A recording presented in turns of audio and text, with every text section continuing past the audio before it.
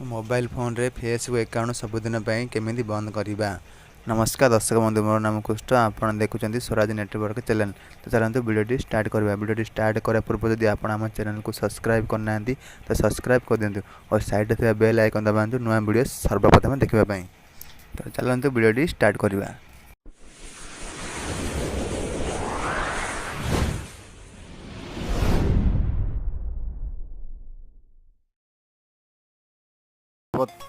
सर्वप्रथम Facebook software आप open कर मोबाइल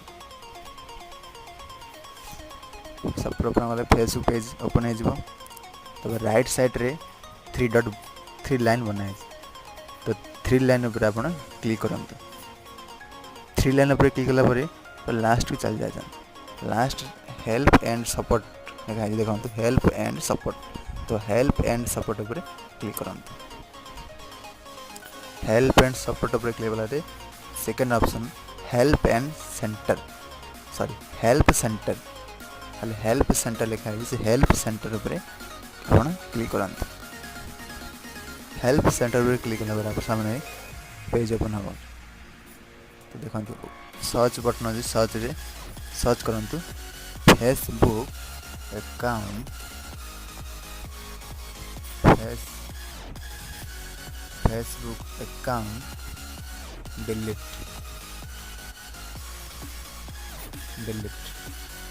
सर्च कर सर्च कर दिया।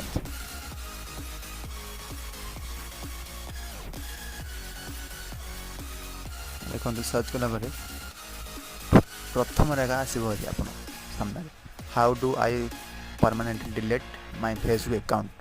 सर प्रथम रेखा आसे, सर प्रथम उपर आप क्लिक करूँ। प्रथम क्लिक आप सामने पेज ओपन हम। ओपन आप चाहते तो पढ़ी पारे, जो सब पढ़ार वीडियो लंबा हो स्किप करने देखो how do I permanently delete my account. Delete download a copy of your information. तो आप सब कॉपी इनफॉरमेशन करने तो से आप डाउनलोड कॉपी उपर क्लिक करूँ।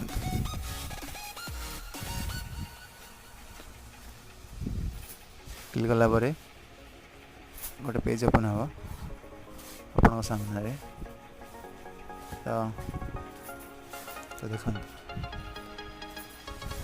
Access your information, access your information लिखा है। तो एक्सेस योर इनफॉरमेशन उपर आप क्लिक कर। लास्ट लिखा है delete your account and information. आप सबुदिन डिलीट कर लिखा permanently delete your Facebook account and information. तो सबुदिन कर लिखा है। तो delete your account and information उपर आप क्लिक करूँ। आम डीएक्टिवेट करवा ना, डिलीट करने डिलीट अकाउंट रे टिक ना दिखाँ।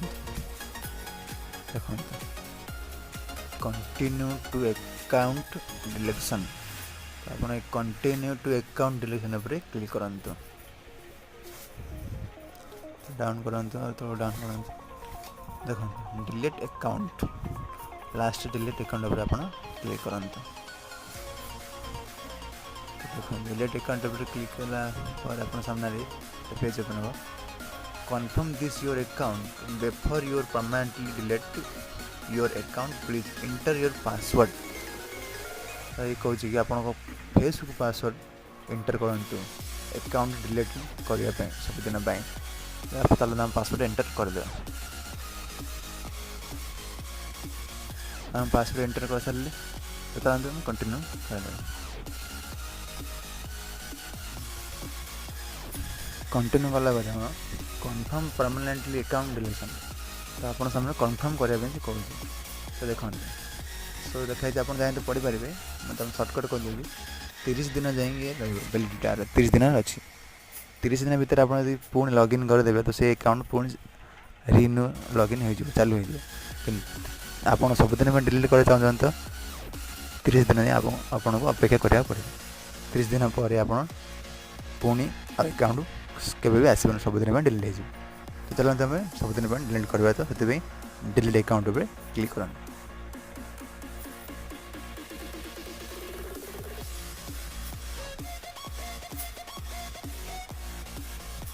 देखो डिलीट अकाउंट पर क्लिक कला एमती पेज लिखा प्लीज लॉगिन अगेन आम लॉगिन करवा नहीं एमती छाड़ा 30 दिन पर आगे आम दरकार से अकाउंट को तो 30 दिन पूर्वर अकाउंट पुणी लॉगिन करनब यदि ना तो बस 30 दिन जाए लॉगिन करंतु ना तो मार दिंतु मारला लॉगिन करंतु ना लॉगिन करंतु ना तो आपको पासवर्ड मांगो आ लॉगिन करंतु ना आप अन्य को आईडी देले पुणी अन्य आईडी के आप खोल पारे ठीक है तो वीडियो भल लगे लाइक सब्सक्राइब शेयर करें।